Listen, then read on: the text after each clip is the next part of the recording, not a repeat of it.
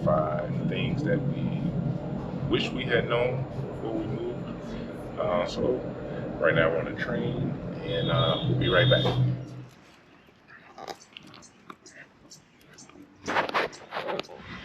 Okay, so train rides over for now, and our first bit of advice is if you're deciding to move to Ecuador, you're going to have to figure out what part of the country you want to live in. Ecuador has a ton of different climates and geographical areas that could be appealing to a lot of different people.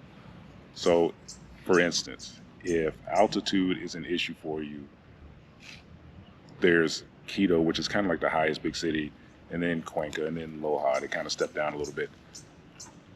Although Loja, I think, is around like 7,000 feet. So if you've ever been to like Denver and that bothers you, then all 3 of those cities might be a problem for you.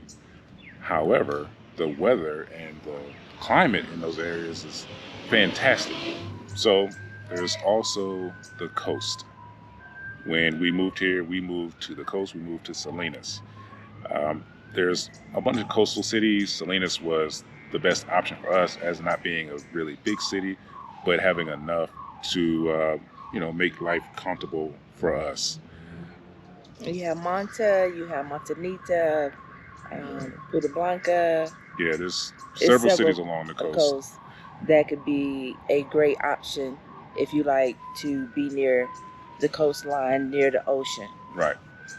There's also towns that are closer to the Amazon, like Tena. It just depends on what you want. You got to do a lot of research and figure out what is best for you and what you're most accustomed to. If you're coming from somewhere like, southern United States, where you're used to a lot of heat and humidity, that may not be an issue for you here in Ecuador. But if you're coming from somewhere up north where heat and humidity isn't something that you're used to, well, living near Guayaquil or in Manta or, near the Amazon, that might be very uncomfortable for you. In a place like Cuenca, where we live now, might be perfect. Right now it's like 72, 73 degrees, partly cloudy, little breeze. It's totally beautiful, except that the altitude could be an issue. And of course, right now we're going into the summer months. So if you don't like cold weather, Cuenca may not be where you want to be. We don't know how cold it would get because we came at the end of the winter season. So we're in our rainy season right now, which is great because Cuenca actually really needed the rain. The country needed it. But the country needed the rain. Okay, so as far as like safety, that's something you have to take into account if you're moving to Ecuador. It can vary from place to place around the country. There are places in the country that are safer than others. If you go on like the government websites and the local news stations, they can kind of tell you where it's more quote unquote dangerous. But that also depends on what you're doing and what you're involved in. And what you feel is comfortable for you, because even though the news, the paper, newspaper, other people say this is safe, it may not be for you. Correct. It may be for them. They feel like, oh, I can live here. You may not. It may not be comfortable. So you have to decide what's best for you. Going by what others say, you need to go by how you feel. Yeah. And that's the number one priority. How you feel, what you feel safe, where you feel safe, and what you want to do. And if there's one thing that I wish that I researched more before we moved, was the access to news, because most of the access to news that newer expats get is through like the expat Facebook groups, and those can be very skewed in one direction or another, and you might not get the full picture.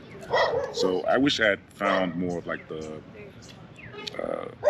local like news websites and newspapers before we moved, to get a better feel of where to get actual news from instead of just from expats, because like I said, getting news from expats can be good and it can be really bad.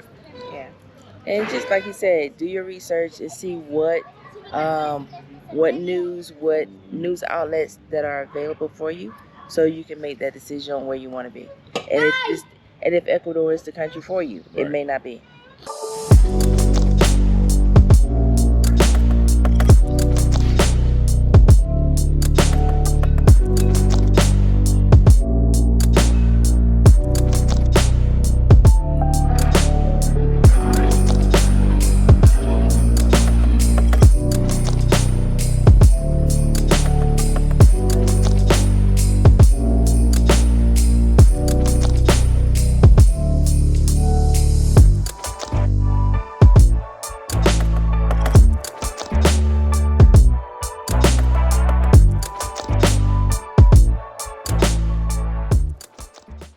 Okay, so the next thing we wish we would have known is how to find real estate or properties in Ecuador. There are a lot of Facebook groups where they have realtors who have Facebook pages or are a part of a Facebook group. You have Facebook Marketplace. You can connect with people that are in Ecuador through those Facebook groups that can recommend you a realtor. But what I found, sometimes using a realtor, you more than likely may pay a premium versus just looking for yourself. Now, also that goes along with your location. If you're living along the coastline near and want an ocean view or beachfront property, you're gonna pay beachfront prices, a premium. If you're looking to live in the urban vicinity, you're more than likely going to pay a lower price. Now, each area, the prices vary. So in Salinas, if you wanted to live in a house within the urban or within the city, the prices are going to be much more affordable versus living on the coast, along the beach line. Also, prices that are in Cuenca versus Salinas, if you want to live in the city, are much less. Yeah, in general, generally speaking, it seems like it's Much more cost effective, more cost effective, more economical, right, than it was in Salinas. However, Cuenca doesn't have a beach. Cuenca has mountains, and what I've heard, when we visit Quito can be a lot less than Cuenca, and I don't know why. Right, and I guess it depends. And Quito's a bigger city than Cuenca, Exactly. so there's just probably more options, especially in and around Quito. But there are like really expensive areas outside of Quito and in Quito. So yeah. you really have to explore and Yes. do a lot of research. I know for us, we're kind of glad that we lived where we did first in Salinas, because we did have to, pay a little bit of a premium to live on the beach. I think we learned about like pricing and what's fair and what's decent, because you may pay a decent price for a property, and this could be anywhere in the country, but then run into problems that you weren't expecting because things aren't the same as they are in the United States or even Canada. The way things are made, the way things are serviced, the way that if you have an issue at your place, how it's dealt with. These things are all different, and these are things that people may not tell you right before you come here. So what Steve means is, like, if there's something going wrong with your AC unit inside your home, you have to look at your contract, your lease agreement, to see if you're responsible for having it repaired or if the landlord is responsible. If something breaks, who's responsible? Because in Ecuador, in Ecuador, the renter can be responsible for repairing whatever's in the house. Right.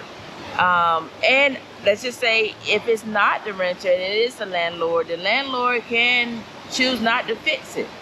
Right. So it's up to you whether you want to stay there and fix it yourself, or if you want to relocate and find somewhere else to stay. And a definite tip, something that we did wish we knew before we rented our first place, is no matter how trustworthy someone seems, no matter how many recommendations they have, if you're going to rent a place, take your lease agreement to a notary, and have it notarized, have it reviewed. Make sure everything is legal in that contract. Not to say that even if you don't, you're going to have a bad experience or anything like that, but just in case. Yeah, just in case. It doesn't cost that much. Make sure you have that done and have it reviewed.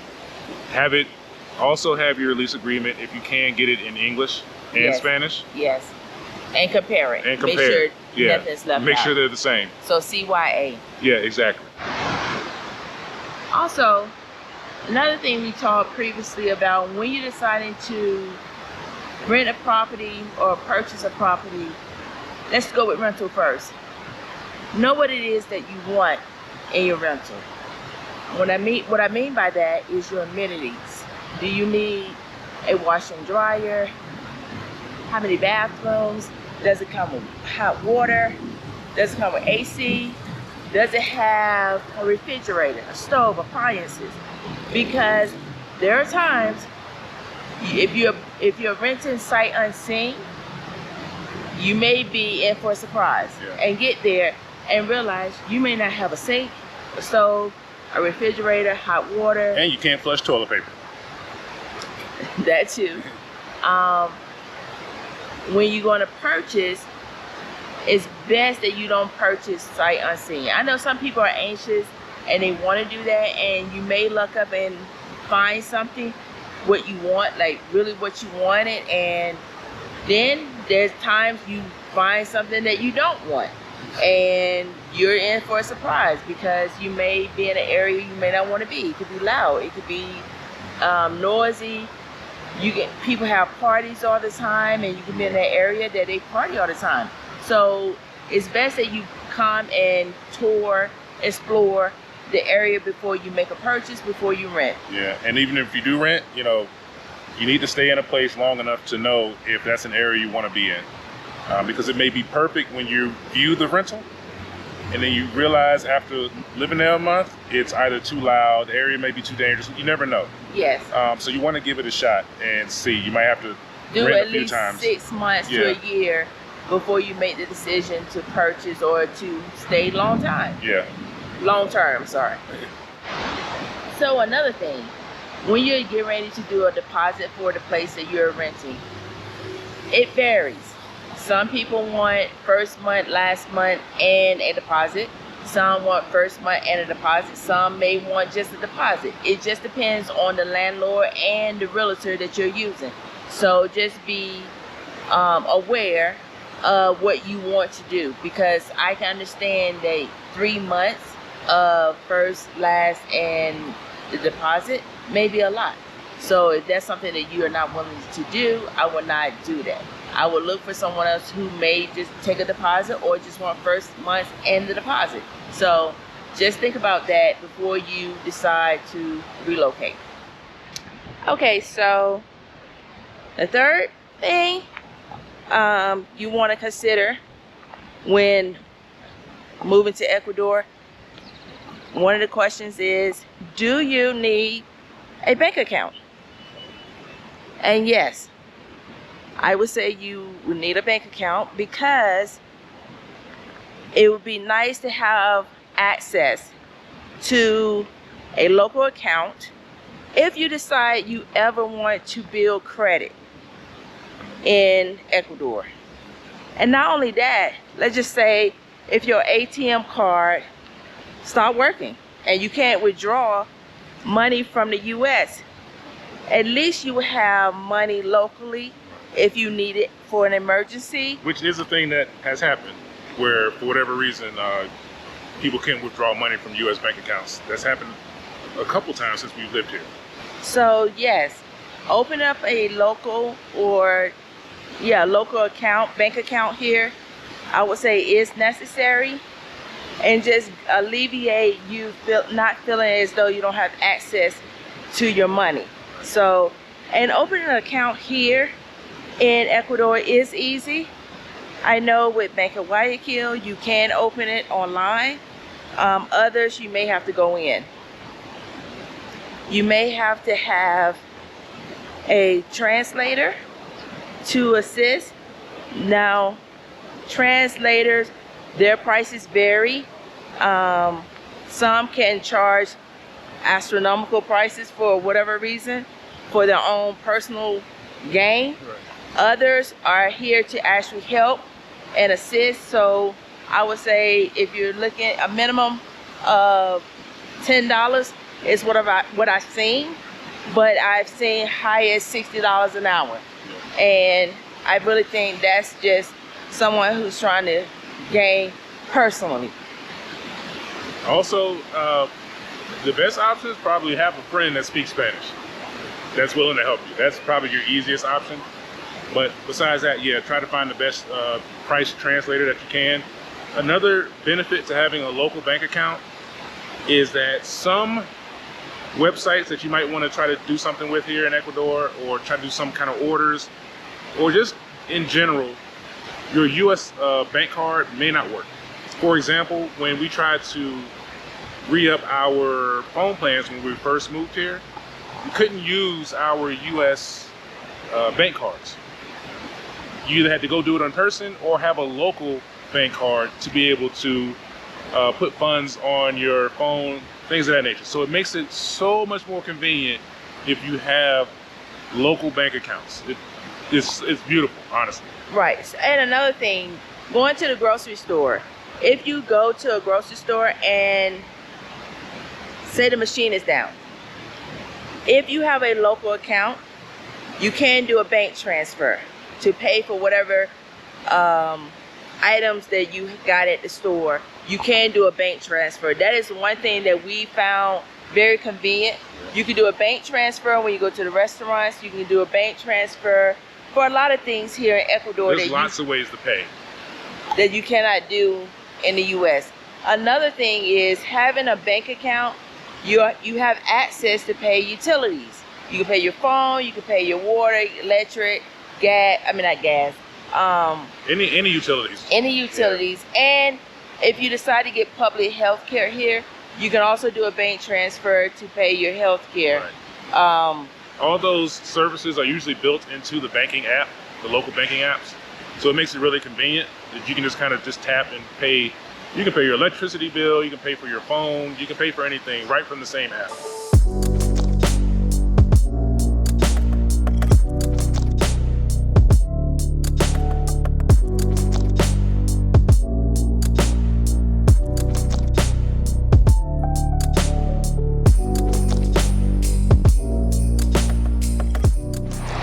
Okay, next thing we want to mention, and this one's pretty self-explanatory, but we wish we knew more Spanish before we came here.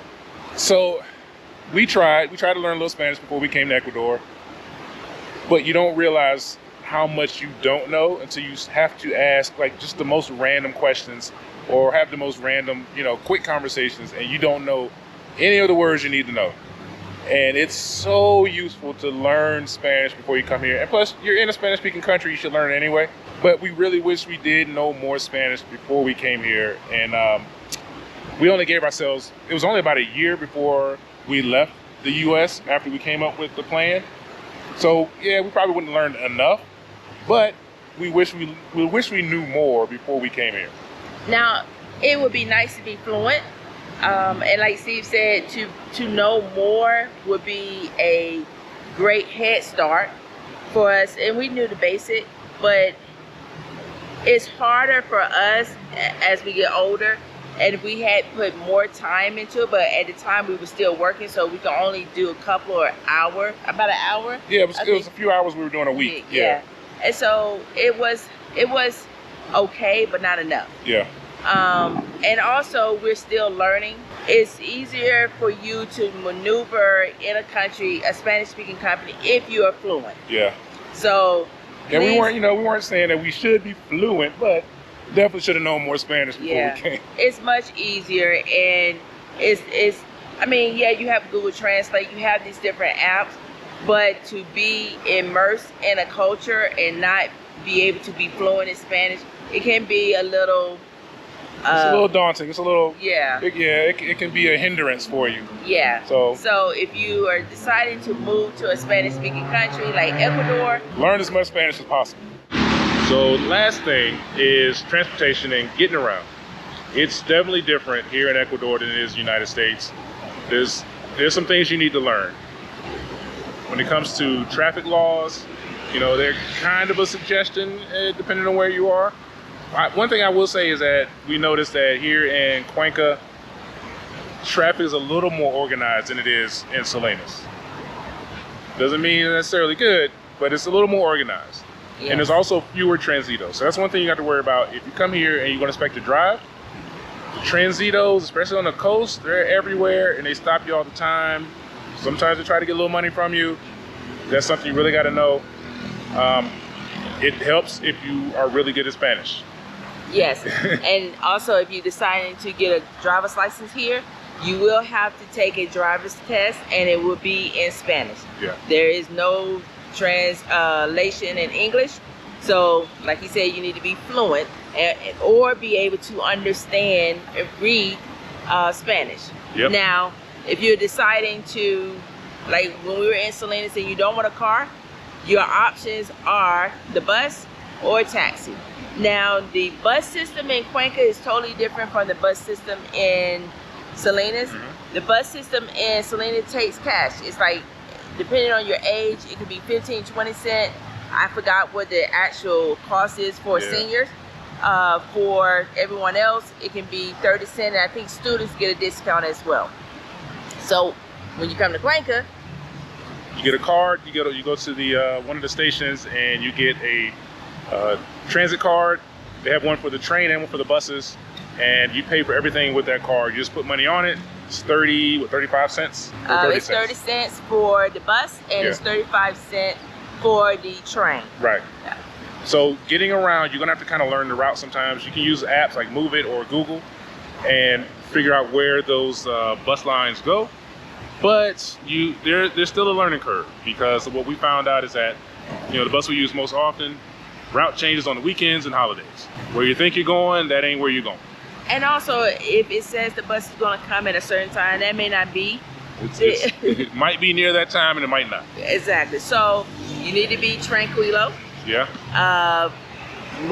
Just go with the pace. Now we are seeing that some people are getting a little impatient with the bus system and taxis. Just go with the flow. Yeah. So you can get a vehicle if you like. Just like I said, be mindful of all the things you have to do, with taxes and licenses and police, things of that nature. We have a small scooter that we use to kind of go close to where we live.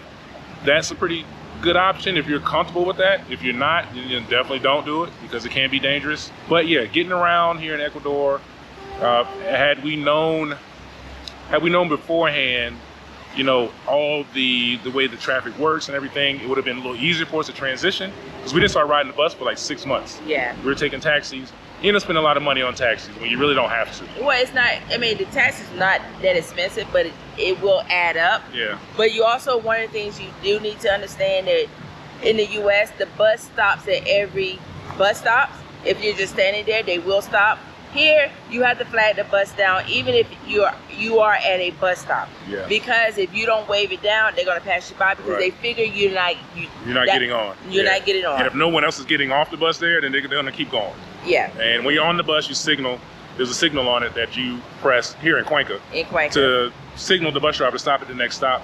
In Salinas, you just have to kind of yell, "Pare," tell the driver to stop. Yeah. So they can stop before you get off. And they'll stop anywhere. Yeah. In Salinas. That is not the case in Cuenca. Because they're only going to stop at the bus stop. We tried to flag a bus down, and we weren't at the bus stop, and he kept right on going. Yeah, and they let you know, keep going, go, it's down Meet that me at way. the stop, and if I ain't there when you're there, tough. Wait for the next one. We don't know exactly if that's the same case in Quito or any other area of Ecuador. That is just those two places that we've ridden the bus, and so that's our suggestion to you. If you decide you want to move to Ecuador, check out the transportation of the area that you're going to relocate to. Yep. So those are our tips. Hopefully that helps you out. It is Christmas Eve. You can see LaShawn's feeling festive.